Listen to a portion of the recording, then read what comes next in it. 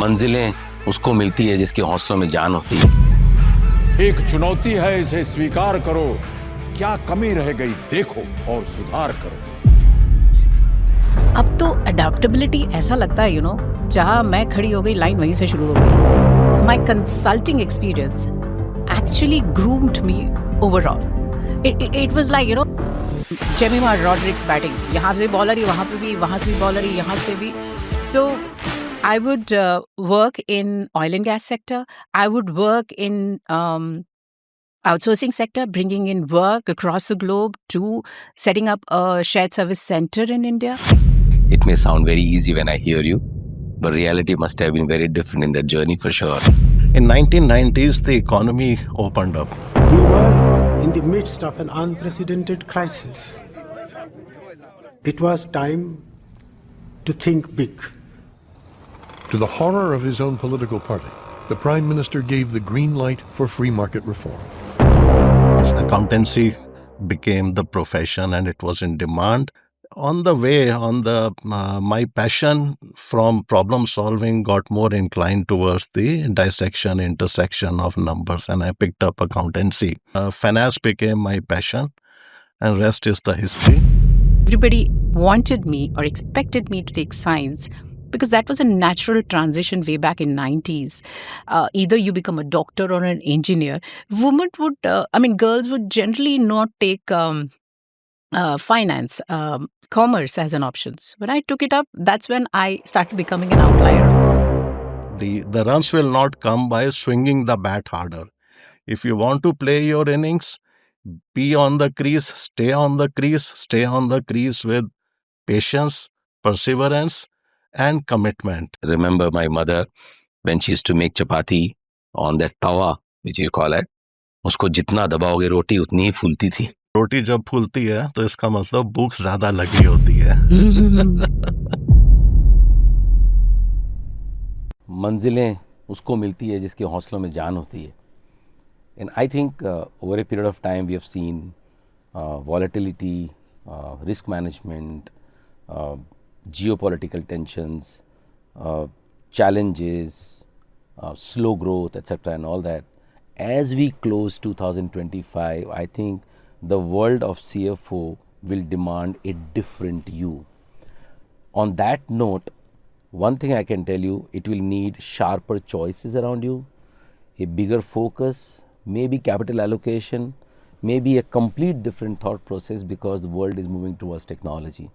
I think on that direction, if one were to think about it, people along with me today are experienced, and they are the one who will always talk about it, which they say their returns that rewards vision, their resilience that stands volatility, and I think risk taking that actually fuels progress.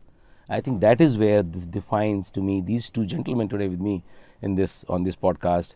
On that, let me move to the lady first, Linu, on that note, because you have had experience of last 25 years plus. You have played multiple roles in different organizations, different sectors. What have been your key learnings? And I'm sure it must have not been an easy straight-jacketed line. You must have adopted on many things around it. I may also say that there must have been a method to madness, right? So let me hear those views from you. Yeah. So I would say, Sanjay, adapting wasn't very easy, right? I had my own challenges, especially when I'm working across sectors, across cultures, across industries. It's been quite challenging journey, but a very rewarding one. अब तो adaptability ऐसा लगता है जहां मैं खड़ी हो गई लाइन वहीं से शुरू हो गई. It's that kind of a comfortable situation. It has become a strength to me. So over 25 years, if I look back, I've worked across international, different companies, across different cultures, which has actually made me a global citizen. So today in GE, again, it's a multicultural environment. It's very easy for me to adapt. I know how Asians work. I know how Americans work. I know what is the mentality of Europeans. So those early days actually helped me learn about how to become a global citizen, how to work in a multicultural environment. And, my consulting experience actually groomed me overall. It was like, Jemima Roderick's batting. यहाँ से bowler ही वहाँ पे भी, वहाँ से भी bowler ही यहाँ से भी. So I would work in oil and gas sector. I would work in outsourcing sector, bringing in work across the globe to setting up a shared service center in India. So wide variety of job. What I learned in that particular job was how to rely on data, how to focus on execution, because after all, execution is the key for success. So I would say each job that I did uh, made me grow, made me learn something new. Um, and whatever I am today, it's thanks to these shifts. And I would also advise the new gen leaders who are coming up, don't be afraid to experiment, right? I've done jobs which are like techno commercial. So you should be getting closer to your business. Don't worry about experimenting. बस यही सोचो जैसे सलमान खान सोता है जहां हम खड़े हो गए लाइन वहीं से शुरू हो गई. Completely agree with you. I mean, it's so important, but it may sound very easy when I hear you, but reality must have been very different in that journey for sure. Uh, uh, Let me also move to a person who doesn't look to be retiring in his life at all. I can tell you for sure, as a gentleman sitting beside you, because why I'm saying this is uh, don't watch the clock, do what it does. And I think, Ashutosh, you are an epitome of saying that keep walking. I think that's what, or keep ticking. Okay, that is what I can say that. But when you look back, like what Linu mentioned, when you look back today, how did your journey into finance begin? Did you actually plan it, or it just happened by accident? Maybe you never know, because I hear that many stories. I am an MBA marketing, and I'm doing financial services sales. I've done auto sales and all that. I'm not surprised that many of the people do that today. How it has evolved along the way for you? What I'm sure you must have had your own approach or principles, etc. I won't shy in saying that at times when a career is spanning over 3 decades, when your purpose becomes you, I think where is the separation? Has that glued on to you, or it just happened in your life? No, Sanjay, that's a very deep question, I would say. At that time, things were very different when I started. I was a science student. I had a passion for problem solving. I was good in physics and maths. And in 1990s, the economy opened up. That was the time when the economic liberalization started. And the accountancy became the profession, and it was in demand. So I on the way on the my passion from problem solving got more inclined towards the dissection intersection of numbers, and I picked up accountancy, and they got cleared very quickly. And then after that, finance became my passion, and rest is the history. The second part is the kind of assignments, because at the initial phase of my life, I got the assignments which were high pressure, as well as the role boundaries were very, very wide. I started my career with DLF. At that time, DLF was coming up with an IPO for their cement business, and I was part of the core team, and which was responsible for the launch of IPO. After that, I moved to RPG Enterprises. At that time, RPG was India's fourth largest conglomerate. At that time, telecom sector was opening up, and we were bidding for various telecom projects, be it basic telephony, internet, and cellular, pagers, etc. I was part of the core team, project financing team, responsible for the bidding of these. And then after 96, the MNCs started coming to India. I got a leadership role with the Swedish beauty product company. And all through this life, this initial phase, what taught me was that the significance is more important than success. promotions here and there, 1 2 year delays, but you have to be significant, you have to be relevant to the organization, to the team for which you are representing.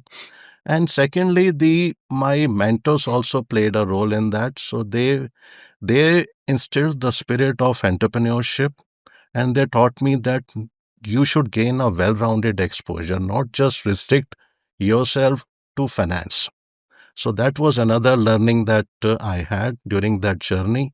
And being a sports person, I realized early in my life that the picking up what Linu has said, that the runs will not come by swinging the bat harder.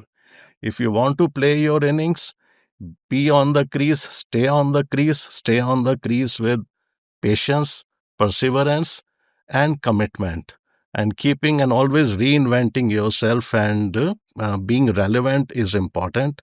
And this journey is still continuing of learning and reinventing oneself. Yeah. No, I'm not surprised. Uh, when I hear that from you, I remember my mother when she used to make chapati on that tawa, which you call it. उसको जितना दबाओगे रोटी उतनी ही फूलती थी. Okay, and I think I go back to when you're saying that pressure came to you, and I think you enjoyed that pressure in that journey, and then you continue to move in that direction, of course, and that is what has led the storekeeper to a storyteller, to the not from the number cruncher to the real finance person now. I think that is what changes me. Yeah, because pressure teaches you to take decision under uncertain circumstances. True. That really helps you. And रोटी जब फूलती है तो इसका मतलब भूख ज्यादा लगी होती है. No, I absolutely agree with you on that. So, Linu, I get that when you said, and what Ashutosh also talking about from the career point of view, but being a women leader in finance, the finance function, I'm sure there must have been some unique experiences in the journey. You have had a good academic career, experiences, and what makes you a better person is the exposure, finally. In my view, I think you may be the best academically talented person, but unless you get exposure to exploit that knowledge of yours, I think it becomes difficult. So did you have a smooth ride across roles, or did you really face those genuine challenges which I'm sure the listeners should actually imbibe and learn from? Yeah, yes, it wasn't a smooth journey. Definitely, it's a rewarding journey. It wasn't a smooth one. So, being a woman, now let me start from my school days, right? So, I took up commerce, whereas everybody wanted me or expected me to take science because that was a natural transition way back in 90s. Either you become a doctor or an engineer. Girls would generally not take finance, commerce as an option. So when I took it up, that's when I started becoming an outlier right from school days. So I was in a class filled mostly with boys and, very naughty boys also, very aggressive ones. So I've been in a male-dominated arena right from school days. Uh, yes, it's not been easy, especially being a woman, even if your organization is supportive, you have an inclusive policy in the organization. I've worked with many multinationals, but to imbibe it as a mindset, we still have a long way to go. Recently, government also came out with some improved labor laws, and there's so much to do with, so much encouraging for women employees. And that's really nice to see. But way back then, this was evolving. This policy of inclusion, this policy of diversity was still evolving. So often I used to walk into a room where I would be the only woman. But that part has never intimidated me. I've always had mentors, like starting from my father, and even in companies where I worked, most of the males were my mentors. They've always encouraged me. So I would go doubly prepared to overcome that perception that, yes, to prove myself as well, that, yes, I'm well prepared. So over time, due to performance, it replaced the perceptions and the trust followed. So eventually, you will have to prove and doubly prove being a woman. So I did try my best. I often used to go to sites, especially gas turbine outages. There used to be no washrooms for women as well there. Because it's understood it's a male dominated area. But uh, it always you always stay grounded when you meet people at site, when you are closer to the business. There are challenges, but then you'll have to maneuver, navigate, and that's what I try to do. And I'm glad I did that, and I'm happy that I did that. So whatever I am today, it's because I mustered the courage to overcome these challenges, to break those what you call glass ceilings that we have. And culturally also, we've been told to take up certain profession right from beginning, follow certain rules, sit like this, talk like that. Perhaps I've been an outlier all throughout, and I'm happy that I had right kind of mentorship uh, to grow. So yes, challenging but fruitful. I can only get one thing from your uh, perseverance is your mental strength. I think whether your father did that, gave it to you, or maybe the people surroundings around you helped you to sort of go through that and maybe enjoy that. And I think that's very, very important. And more the volatility, whether every kind around you, I think that's stronger. I think that's where you keep wading and keep sailing into the rough waters as well. No, absolutely agree with you. Ashutosh, when I go through your good journey, your career movements, I mean, you had a real stellar from, say, infra to telecom, then from telecom you're moving to beauty products, then from beauty to technology firm, then to a semiconductor, and then to a pharma giant. Okay, I'm only wondering, uh, donning the hat across multi-industry, multi-sector, uh, was it so easy to sort of maneuver, sail through? And I'm sure you must have gone through. Now even finance function itself has become so wide and deep. People used to say number cruncher. This is the gentleman. When olden days used to be Munim, okay. And I think, and I look back that, but today those ledgers have become high tech applications, and I'm sure. So you must have gone through a journey there.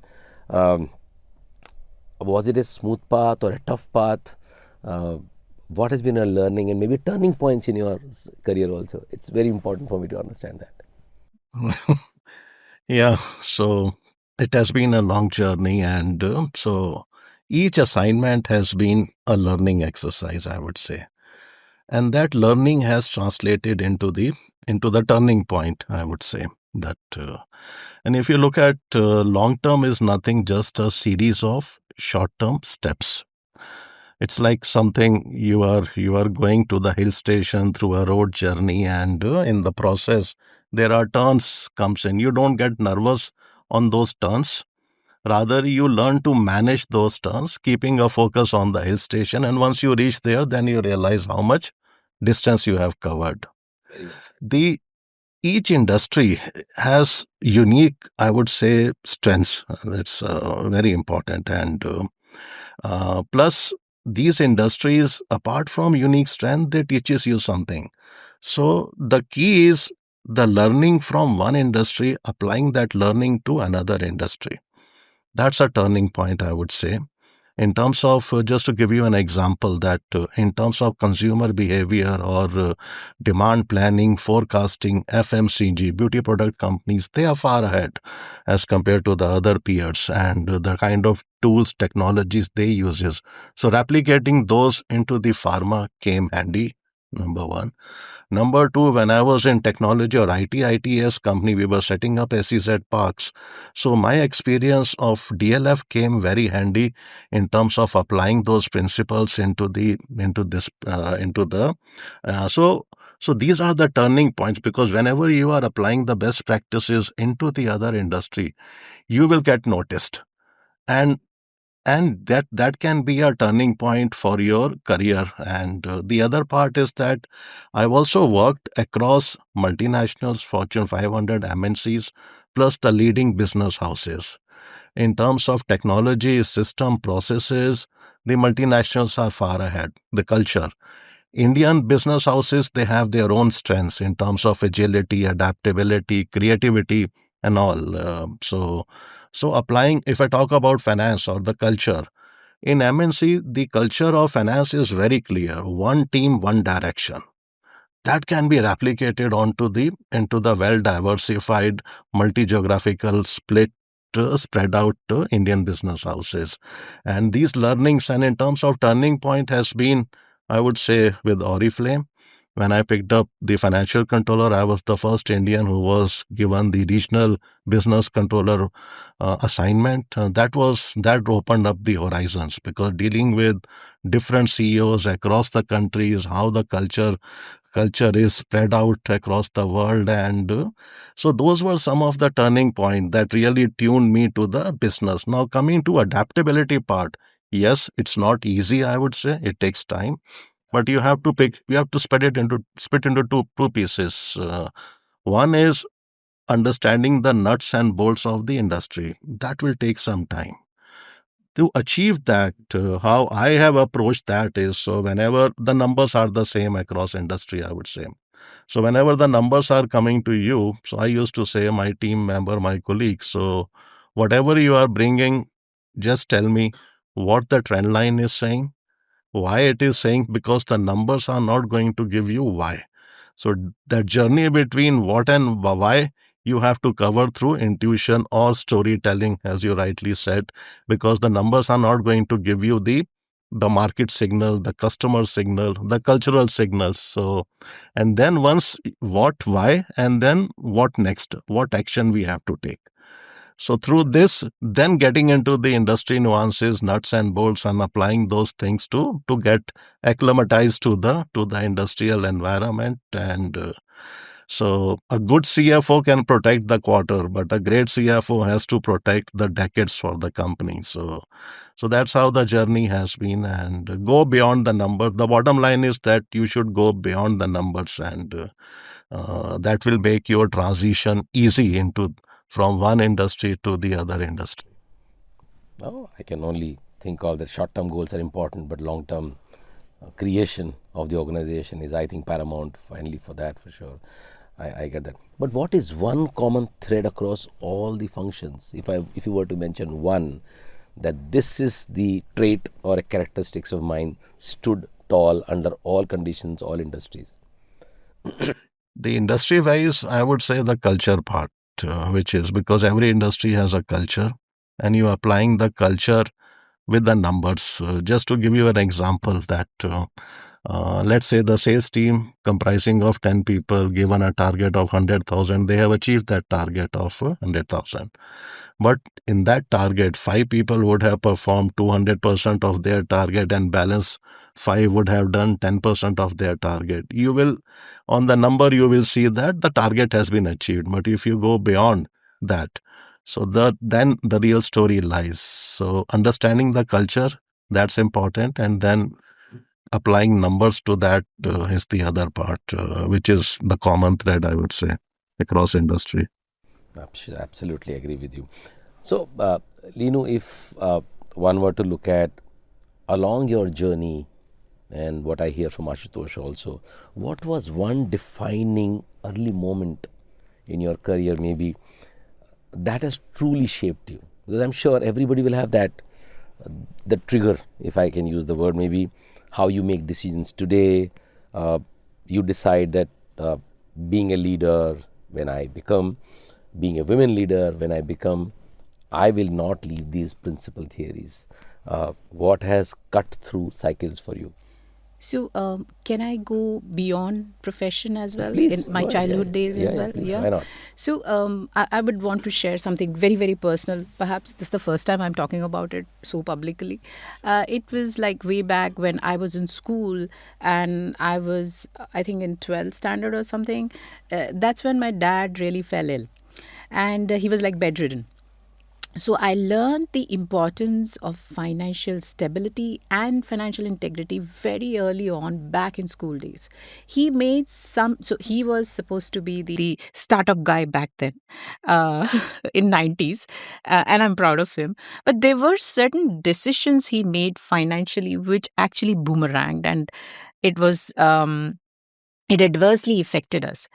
So the financial discipline And the importance of right decision, I learned very early on, not to take things very lightly. Do your diligence properly, have the facts checked, do your scenario analysis, then put the money. Now, that's whether it's my money or my organization's money, that has stayed on. The second thing that I learned from him is his resilience and his emotional maturity. In spite of going through tough times, really tough times, never once he would break down, or he would show on his face, or he would let me get impacted because I was studying. So that emotional maturity stayed with me. Now, अब लगता है क्या ही verse हो जाएगा. If I could sail that time, if my dad could sail that time, nothing is impossible. So that ability to make a financial decision, do the analytics, have the respect for the right financial scenario analysis and emotional intelligence actually stayed with me till today. So I do practice empathy and sensitivity even in my team. I listen, I mentor, I coach, I develop the next gen pipeline. So if today I have to move out, at least organization is not left high and dry, and there are people who can easily take on the job. I've learned to be more flexible and unlearn. For example, I was in Middle East for some time, and I was in an investment bank, aapka hi area. And there in Middle East, they use Sharia law, right? Uh, it's very different. Yeah, yeah. So I had to unlearn what I have learned, and then I had to pick up new skills. So curiosity, staying curious, unlearning things and learning new things will always be my strength. And that too, I carry it even today. So these are the few things that has helped me. And yeah, and I like the words he used, go beyond numbers. That's a very wise advice that he's given. So probably to the audience, whoever is listening, especially the finance fraternity, uh, you have to be more proactive. It's evolving function. You can no longer sit back and just look at numbers and do audit. You have to go beyond numbers, just like Ashutosh said. No, I completely agree with you, because that goes and tells me that the word impossible says I am possible. I think that's what you actually practiced, learned from that incident in your family. And thanks for sharing that, being candid about it, because it only experience make people learn. So I'm sure the listeners will learn how you bounce back, okay, irrespective of what happened with you. But that is where it is. Even I can mention that in the world of financial services where I am, I think it's all about trust. It's all about that bond. It's all about advisory. It's about relationship. I think that is what makes a difference. In the financial market, wrong selling is like, I mean, it's a matter of every day's work people do, and that becomes important for that. Ashutosh, I'm sure CFOs will have many priorities. Okay, there'll be conflicting priorities also. I'm moving from that side, saying if you talk about pharma industry, and pharma is a sector where you need to put long-term conviction, investment which is long in nature, being really patient around it, because it also demands research side, and that research being on samples, taking long time, the results to come out. Obviously, we have seen reputation become so important in this field. How do you personally balance that? Are you so patient? In terms of, though by looking at you, I can definitely see you are a person then with a patience for sure, and you stay away from that quarter performance which you talked about for sure, like quarterly performance. Yeah. See, it's very difficult to de-link to the because for long term, the short term has to be viable. Unless and until the short term is viable, long term cannot be viable. So pharma is peculiar because everything is long term. If you see, setting up a factory takes 3 to 4 years from groundbreaking to the commercialization. If you talk about recombinant vaccines, drugs, that also takes anywhere between 5 year to 10 year cycle. going through 38 steps of approval, dealing with 8 agencies, building brand, customer relationship, trust of the patient, doctor, healthcare professional. So everything we are talking a decade long view. At the same time, we have to deliver results to the street on a quarterly basis. Performance is tested. Litmus test is every quarter when you go to the street. So I think it's a dilemma which every CFO has to face between short term and long term. The organic versus inorganic, R&D spend versus marketing spend, how to balance it out, or dividend versus investment into the capex. So these are something which is so the key is what the learning or the key is that first protect the short term, and how you can protect short term is through liquidity and ensuring that there are reserves on the balance sheet. So make sure there should be enough liquidity in the system to take care of any volatility which is there. So that is of a paramount importance so that your short term gets protected. Then depending upon the company vision, priorities, you do the allocation between short term, long term, whether it's a marketing, you want to build a brand, so allocating towards that, or you want to build the innovation through R&D, so allocating resources. But at the same time, as a CFO, make sure that there should be enough levers in the system which you can plug in or plug out when they are required to be done. That's another part I would like to highlight.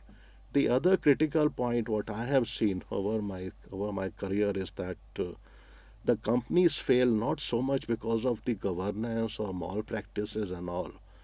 They fail because they are not able to match their assets and liabilities, which means that example of real estate sector. Let me pick up that the funds which were taken for the purpose of construction got invested into the land, and then when you went to monetize that part of land, you were not able to do it, so the construction suffered.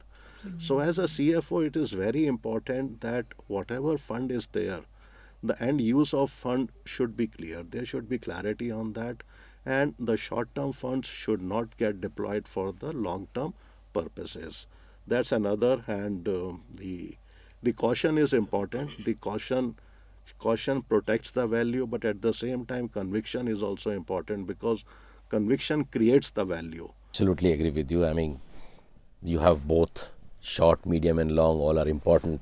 Being part of financial services, wealth management, creating wealth needs so much of patience, staying put in the market, irrespective of market conditions, volatility, etc., and all that. I think it's all about staying put. Finally, that gets you. I think that is what you are also saying from financial market point of view. Linu, I have a simple question. When I look back, in everybody's life, there is something which you feel, remember, always embedded. You'll always remember, wow, and that'll get you smile on your face. When I think of 1983 World Cup, when Kapil Dev took that catch, I think for me, even today, I think that remains etched permanently in our life, perpetually. In your life as a personal finance executive, for sure, what has been your aha moment when you say that this has been which will bring smile to me, that okay, in my professional life, that fundamentally change your approach in finance? What was there been something like that? So there have been a lot of aha moments in my life. Change has been constant, first of all. So as I said, as my dad had struggled a lot. So when I was able to come out of that on my own, that was certainly an aha moment. I still cherish it and I'm proud of myself. Another thing I did was during my consulting days, we set up a shared service center in Noida for a global giant, and we brought work to India. That started from scratch, like taking the office, hiring people. So it was an aha moment from an Indian standpoint, Bharat Mata Ki Jai. So I was instrumental in bringing back jobs to India, and I'm so proud that Shared Service Center is really running really well, even today. And apart from that, in GE, when I joined GE, I joined in a very techno-commercial role. So to learn about coming from a finance background, to learn about, mechanical things like gas turbine was awesome. And when I look at my technology, GE Vernova is one of the leading gas turbine manufacturers in the world. I'm so proud of GE. I work for this company. We have like 9H gas turbine. When I saw that, I was in awe. You know how engineers are so capable of making such a masterpiece. And of course, as Ashutosh said, I mean, it resonates so much. He spoke about balance sheet exposures, right? So we had certain moments where we had a huge amount of money stuck in a country which was going through some bad times. I bought that money, instrumental in bringing that money to the company, ensuring the cash is safe. And so it's a huge amount of money. Sure. That was another aha moment. So these were a couple of it that I can remember. But I would like to reiterate what he said. As finance professional, balance sheet exposures, I mean, that's non-negotiable. We must always keep an eye on that. Whether it's a monthly review, whether it's a quarterly review, those things may just pop up and blast at any time. So keep an eye on your balance sheet. For sure. No. I thought you talked about like Harmanpreet Kaur to me right now. For sure. That I can tell you. For sure. No doubt about it. Sure. Assume. Okay. This is I'm telling with my experience as well. And maybe I'm in that camp. If I were to say, people assume intensity means burnout. Okay. But in my view, when you are convinced about what you're building, you automatically urgency comes from your within, okay, in my view. And when you lean into that intensity, it doesn't get you burnout, it actually gets you more energy, in my view. And I think you have built businesses in so many years across sectors and companies and all that. What has tested your resilience the most? A decision, a challenge, or a moment of uncertainty? What has changed your leadership style over a period of time, and something which can lead to next 2030, if I were to say? Last 3-4 years have been quite challenging, learning as well as exciting, I would say. We started with our IPO journey 4 years back.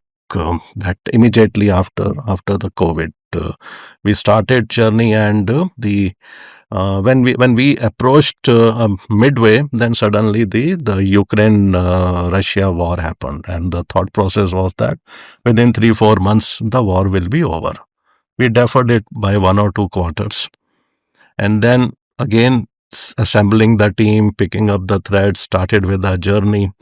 Because in IPO, there are multiple stakeholders, so maintaining and keeping momentum is very, very important. And because of external stakeholders, internal with the bankers and all that.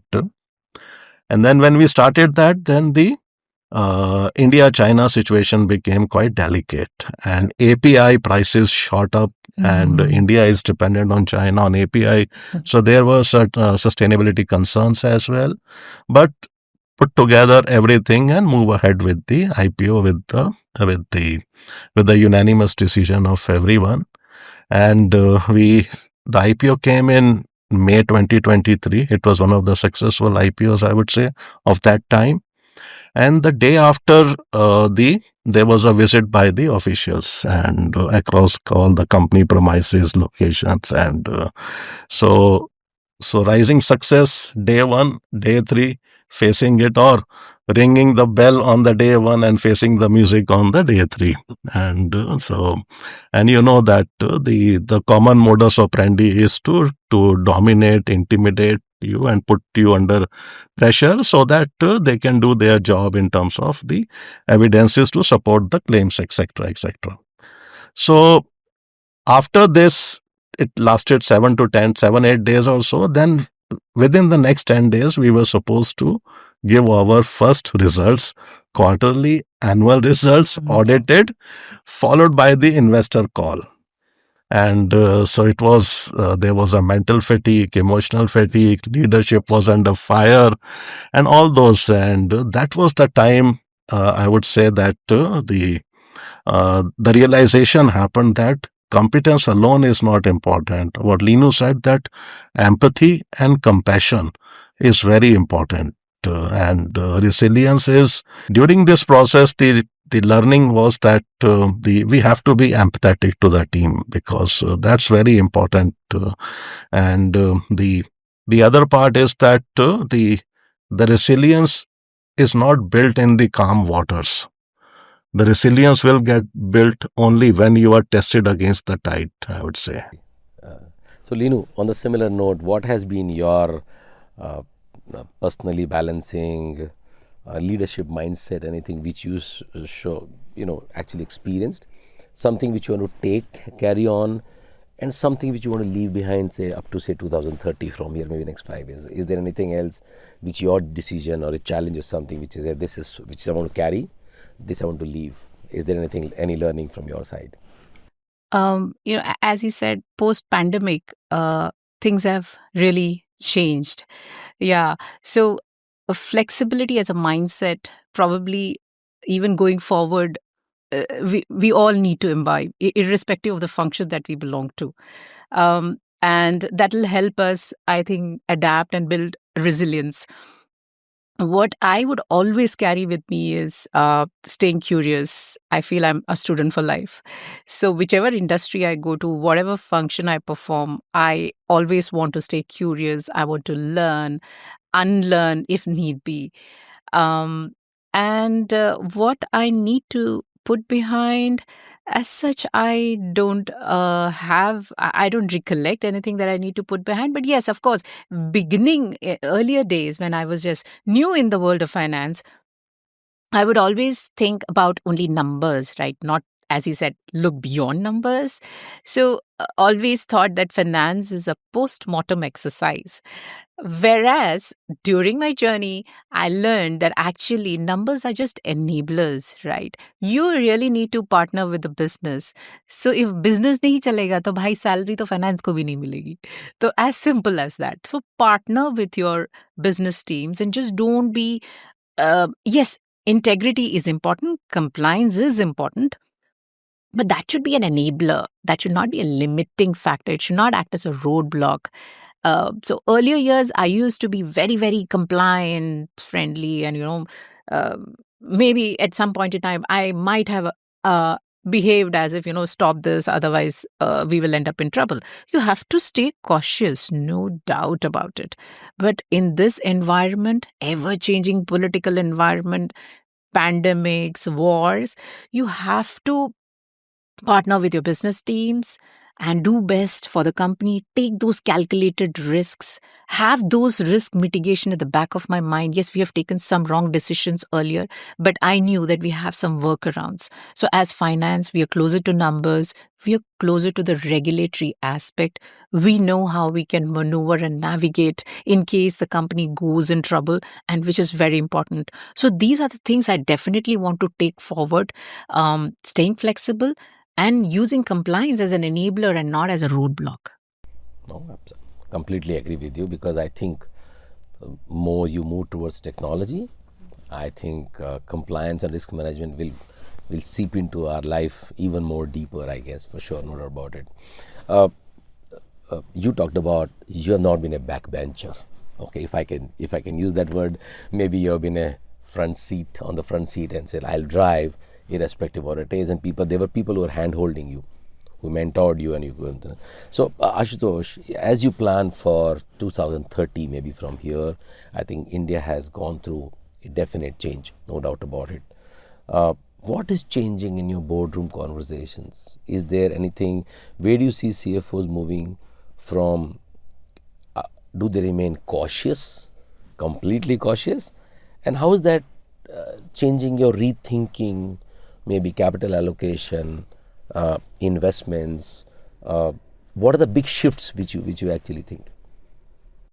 I think definitely post COVID and in the recent few quarters or years, there has been a change in the mindset, I would say, of the board, the kind of questions being asked, or the and rightly so, because if we see, because of the geopolitical changes which are taking place, technological changes which are happening, the regulatory changes which are happening, if you see, most of the companies, they are either experiencing or about to experience the structural transformational change.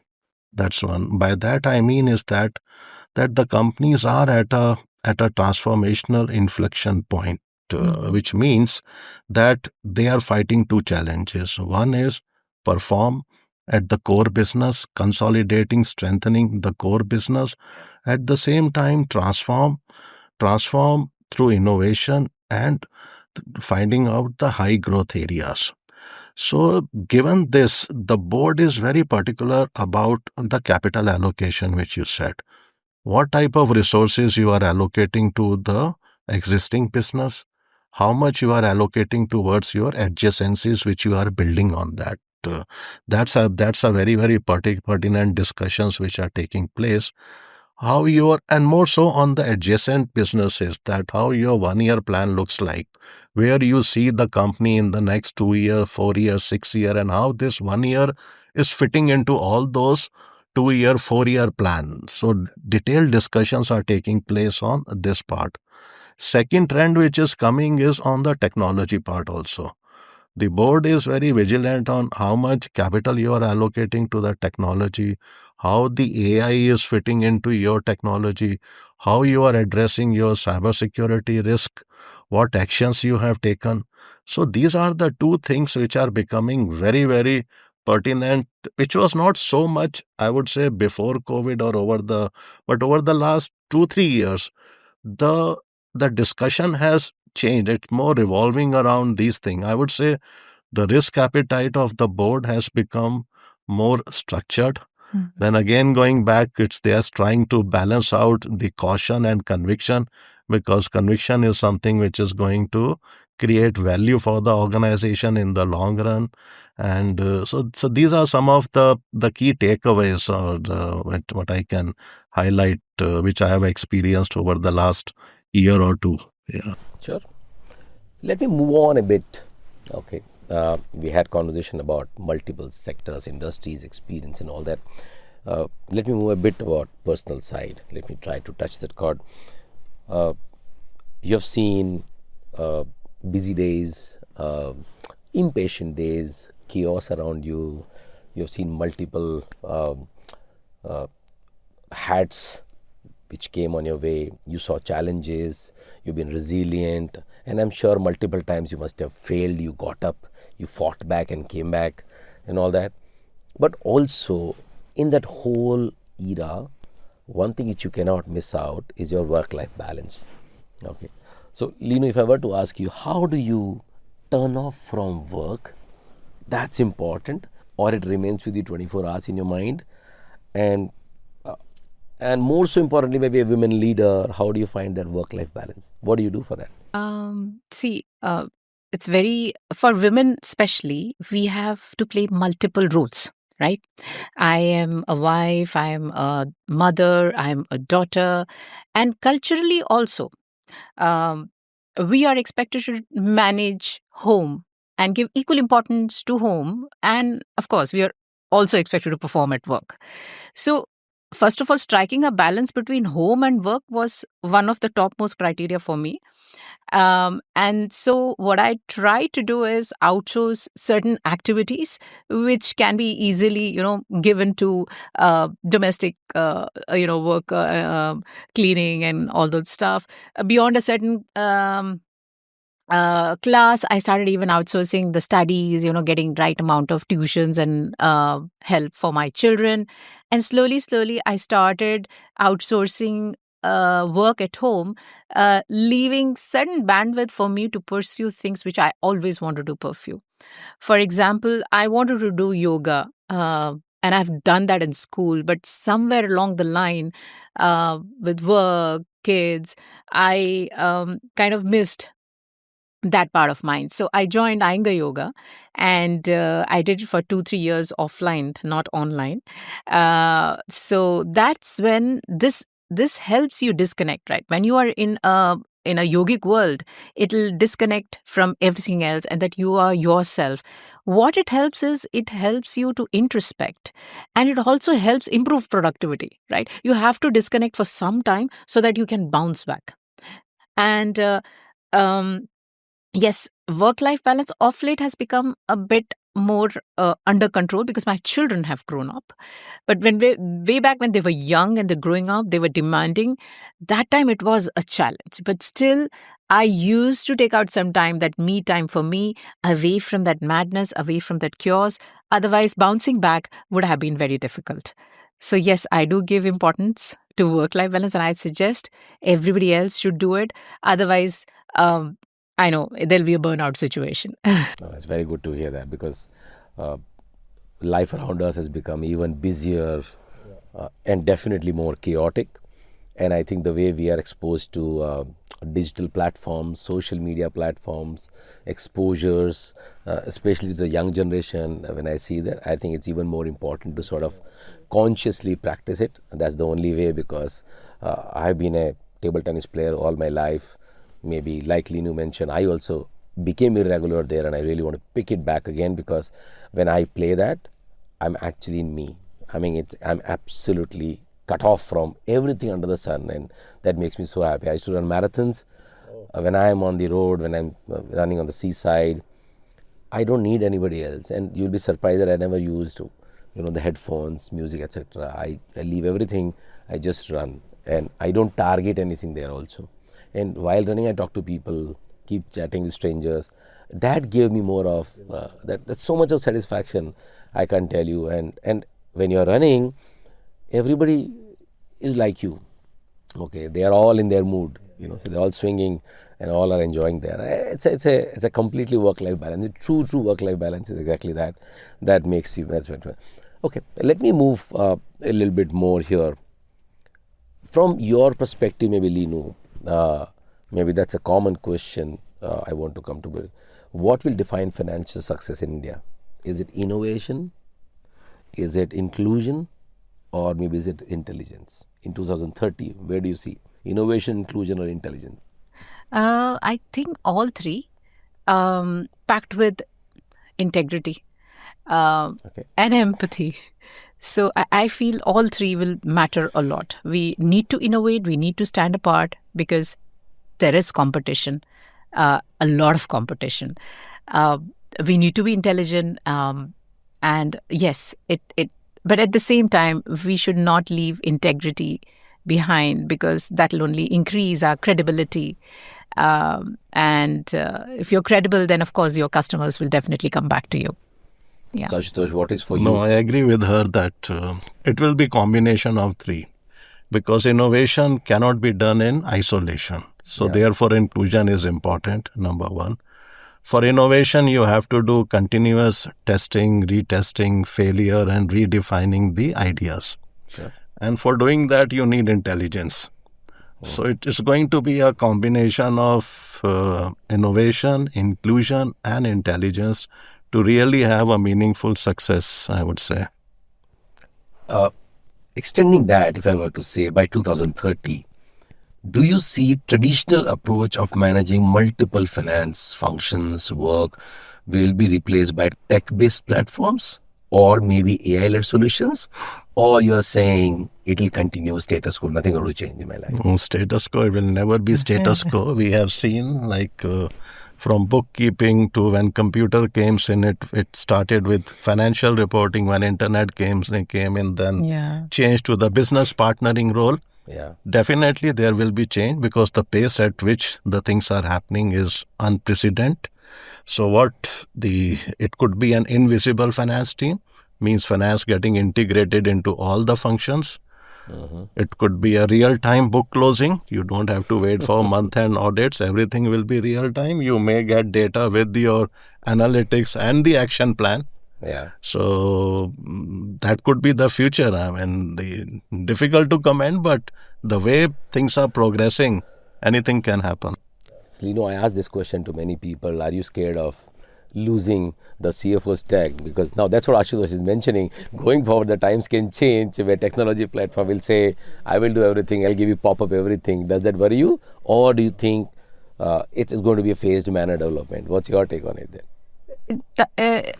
I'm not sure whether it worries me or not. I don't think it worries me. AI is going to be an enabler for sure. And see, we had investor presentation, G10 investor presentation just last week, and our CEO was talking about how AI is going to transform the company, and he quoted a huge amount of saving that it's going to bring, right? So ultimately, it's all about productivity and saving. We are all here to do business, right? Yeah. And for us, as I said before, also, it'll be good for us if we start learning, if we start adapting, and unlearn probably few things. So people who are competent, who are willing to change, who are adaptable, who are willing to learn, I don't think there'll be any dearth of job, whether one industry or the other. You will definitely settle, and experience counts. So I'm not particularly worried. I'm just looking how much transformation will help us bring more productivity and cost efficiencies. So just looking forward for the journey. Sure. Yeah. Absolutely. No, no, the jobs are going to stay. Yeah. Original intelligence cannot replace artificial Absolutely. intelligence. Absolutely. I get that, and I'm happy to hear that for sure. Okay. Let me ask a little more now, move towards personal side. Ashutosh, what is that unique thing about you that people will be surprised to know about you? I'm transparent. The only thing is, I've been a sports person. That's one thing. I think I played state level basketball. I played hockey also. I think that's in my blood because my grandfather he represented India, Oh, yeah? undivided India, way back in 30s in hockey. Wow. So he's a classic case of Chak de Fatte then. Yeah, that's the only thing. So what is your take on that? What is it that we do not know about you? People do not know about you. I'm also like him. Pretty transparent, pretty open. But yeah, I come across very vocal, very, blah, blah types. But actually, I'm a bit reserved. So perhaps when it comes to having a close set of friends, and I have very few friends who I rely on, perhaps that can come as a surprise. Yeah, I'm very religious. I've visited 9 Jyotirling, 3 more to go. And then I'll visit Shaktipeeth. So that's very close to me. And I don't disclose that much. I don't know why I'm disclosing here. But since you asked, I told. Some listener must be learning a lot because at times we remain within us for sure. Yeah, But yeah. it's always good to share learning. What about you? What about you? We want to ask the same question to you. Me? Yeah. Oh, I have many things around me that people do not know about me. That is why. Tell one or two. Out of syllabus.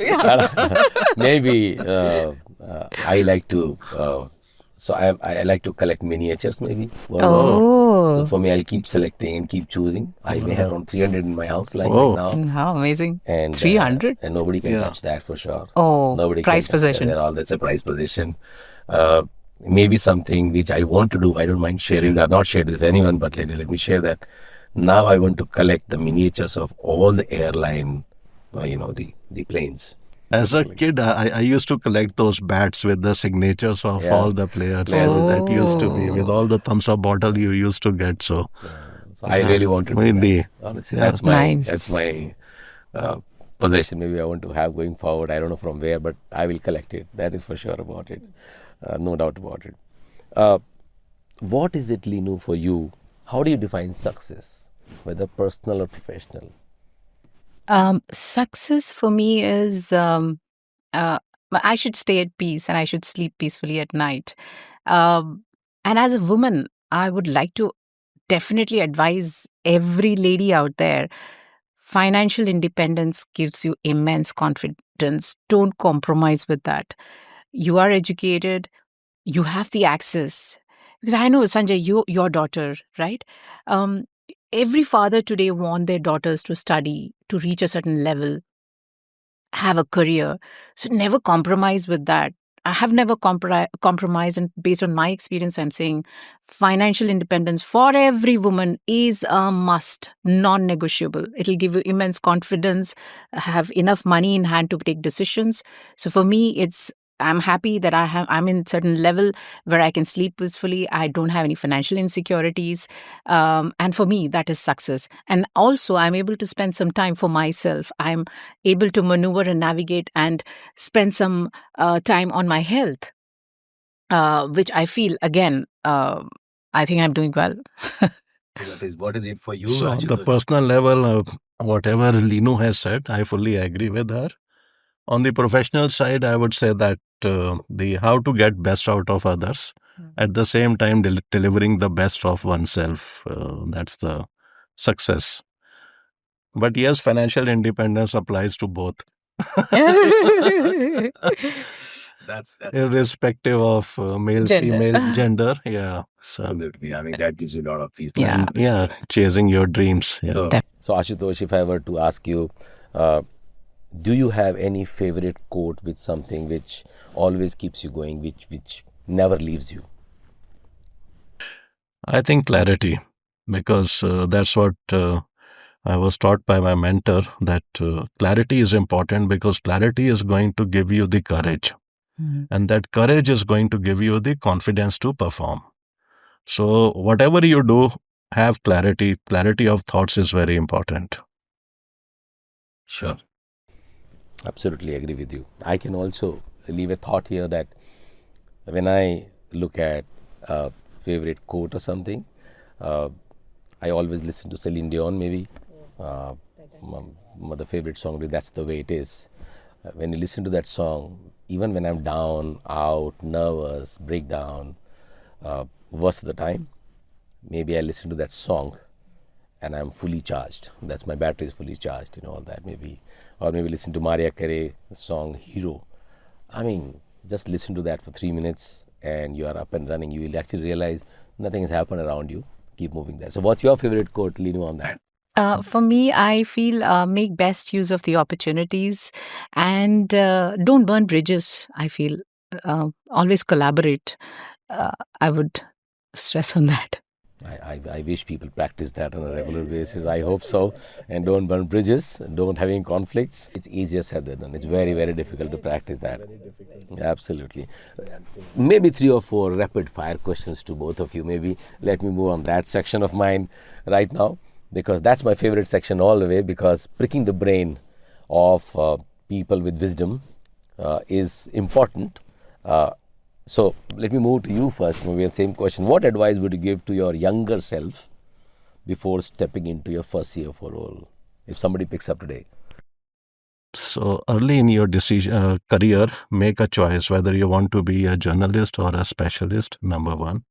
Number two, relationship building is very important because organization want CFO to be resourceful.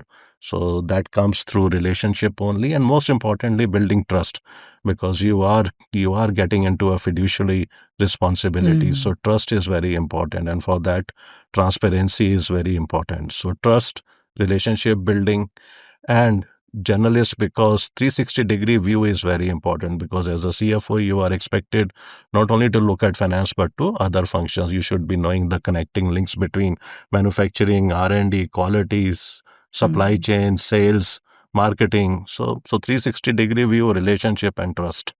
Linu, what's your take on that? What is it? Not left anything for me. I would only add one thing, which is like stay curious and get closer to the business, be more proactive than reactive, perhaps. Yeah.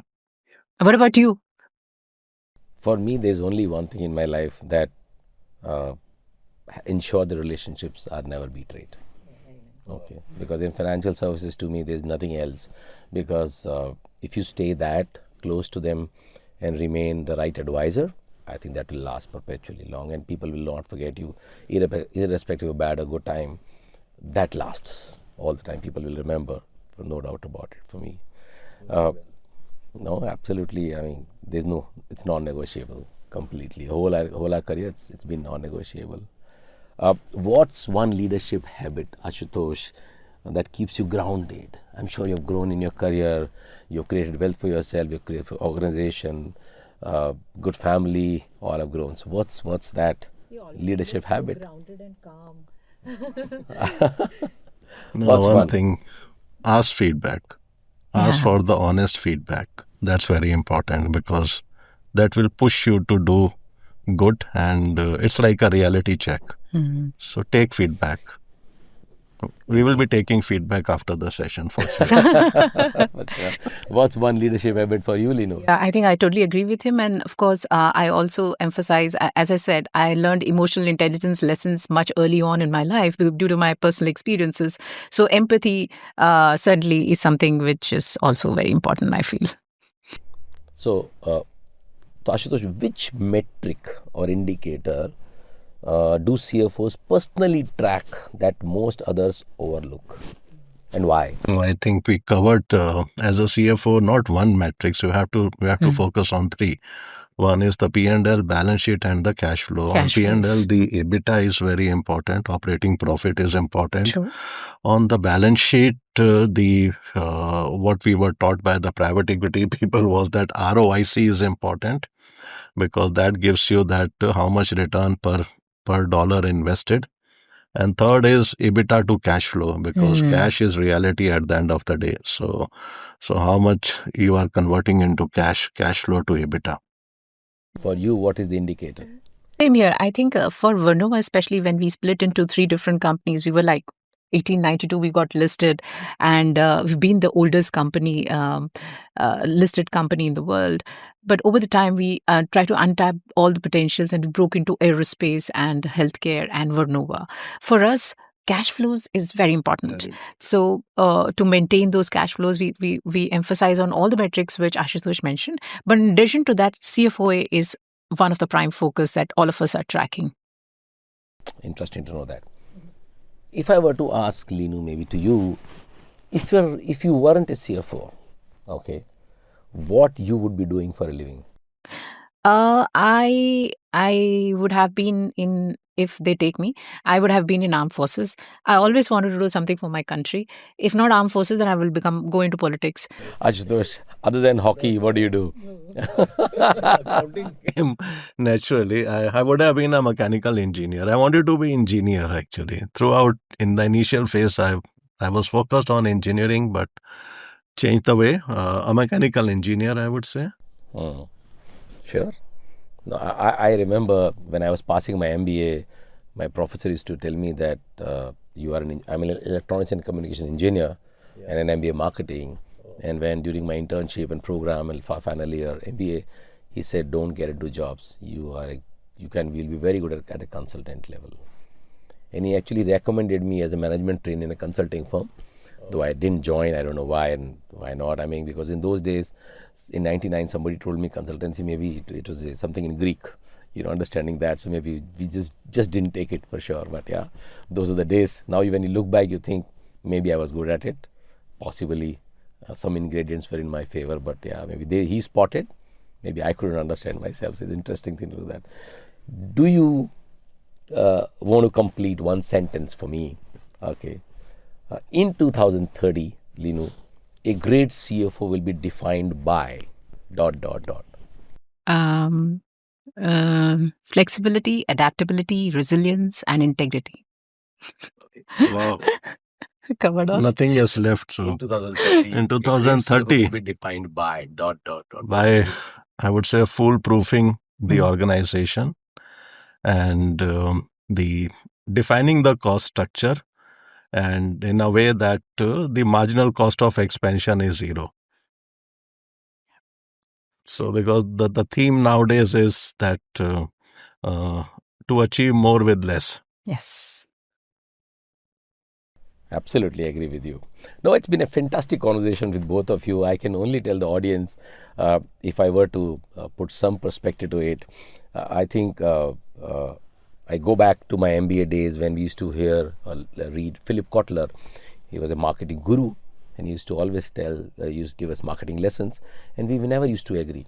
Okay, so today when I look back after 26 years of career, he used to say that job satisfaction is important, behavior is important, and all that. Today when we look at that, and I think that's what you all have been talking about during the last conversation. So I think you guys have always been fantastic there. You have remained persistent. I think that perseverance has worked for you over a period of time, and you've drawn satisfaction. You became contented with those learnings. So I think that observation and monitoring has really helped you. Of course, you have always been, now that you have maintained the work-life balance also very well. That's very good to hear that, no doubt. true epitome of experience, resilience, and maybe an external learner, if I were to say that. Two or three things maybe which I want to leave a thought with the audience here. It's very important. I learned that from you, Linu, because you've been a women leader all throughout. I think respecting females in a corporate culture environment, I think it's an important thing. And so happy to hear that many of the mentors around you helped you to sort of grow that career and mentor. And I'm sure people who are listening will also practice that. There have been honest feedbacks, leave the negativity around you. I think very difficult, but I think one should learn from both of you that leaving those negatives and then continue to do that.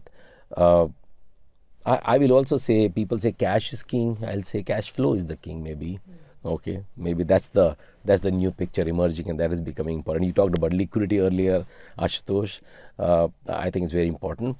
Last but not the least, if I were to say, and being from financial market also, and looking at your work culture, etc., I think corporate world is for the person who can remain at peace in the night, sleep well, and even the markets are down, like you talked about the issues which you've seen in your career, your ECG, your BP remain 80, 120 all throughout at any point in time. I think then you are actually at peace and enjoying your career, and that's very important. So for me, if I were to close this conversation, I think you're not even Jemimah Rodriguez, you're actually like Harmanpreet Kaur right now to me. And you have been, the way you've shown resilience and staying on the pitch, I think you're more like VVS Lakshman to me. Okay, that is what I can tell you for sure. So on that note, thank you so much for your views on various topics and being candid and open, and many things which you shared, which you have not shared with anyone right now. Okay, so thank you so much, everyone. Thank you so much for having us. It's a pleasure. Thank you.